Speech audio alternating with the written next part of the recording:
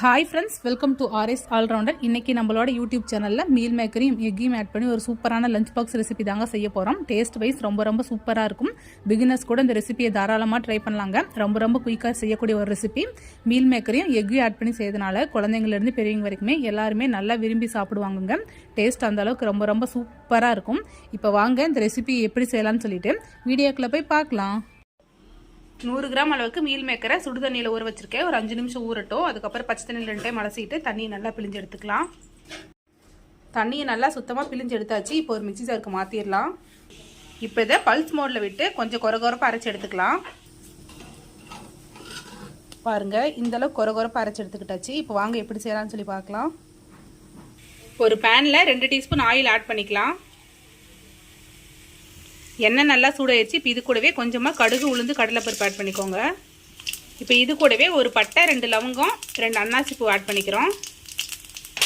இது கூடவே 3 வரமிளகாய் ஆட் பண்ணியிருக்கோம். ஒரு பெரிய வெங்காயத்தை நீள்வாக்கில் கட் பண்ணியிருக்கோம், அதையும் ஆட் பண்ணிக்கிறோம்.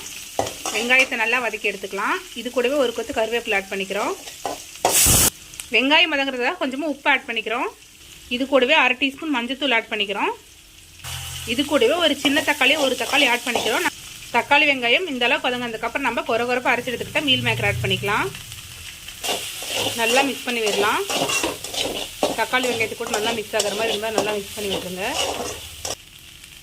இது கூடவே கொஞ்சமாக உப்பு ஆட் பண்ணிக்கோங்க.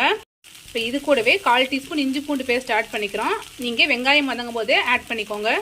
இப்போ நல்லா மிக்ஸ் பண்ணிடலாம்.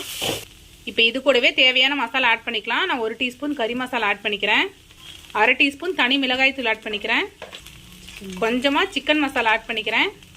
எல்லாத்தையும் நல்லா மிக்ஸ் பண்ணிடலாம். மசாலா எல்லாமே உங்களோட காரத்துக்கேற்ப ஆட் பண்ணிக்கோங்க. மசாலாவோட ராஸ்மெல்லாம் போகிற வரைக்கும் 2 நிமிஷம் நல்லா வதக்கியாச்சு. இப்போ இது கூடவே நான் 2 எக் ஆட் பண்ணிக்கிறேன். நீங்கள் வேணுன்னா ஆட் பண்ணிக்கோங்க, இல்லைன்னா ஸ்கிப் பண்ணிடுங்க. எக்கு இது கூடவே சேர்த்து நல்லா மிக்ஸ் பண்ணி விட்டுருங்க. இது கூடவே கொஞ்சமாக மிளகுத்தூள் ஆட் பண்ணிக்கிறேன். இதெல்லாம் நல்லா மிக்ஸ் பண்ணி விட்டுடலாம். உப்பு காரம் எல்லாமே உங்களுக்கு தகுந்த மாதிரி ஆட் பண்ணிக்கோங்க.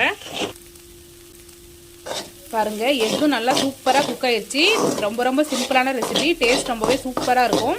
இதை நம்ம அப்படியே ஸ்நாக்ஸ் மாதிரியும் சாப்பிட்லாம், இல்லைன்னா சைடிஷாகவும் கூட யூஸ் பண்ணிக்கலாம். இது கூடவே இப்போ சாதம் போட்டு கிளற போகிறேன். இது இன்னும் கொஞ்சம் குக் ஆகட்டும். பாருங்கள், நல்லா குக் ஆயிடுச்சு எல்லாம் சேர்ந்து. இப்போ இது கூடவே தேவையான அளவு சாதம் ஆட் பண்ணிக்கலாம். இது மாதிரி வெரைட்டி ரைஸ்லாம் செய்யும்போது சாதம் நல்லா உதிரி வடித்து எடுத்துக்கோங்க. தேவையான அளவு நம்ம சாதம் ஆட் பண்ணிக்கலாம்.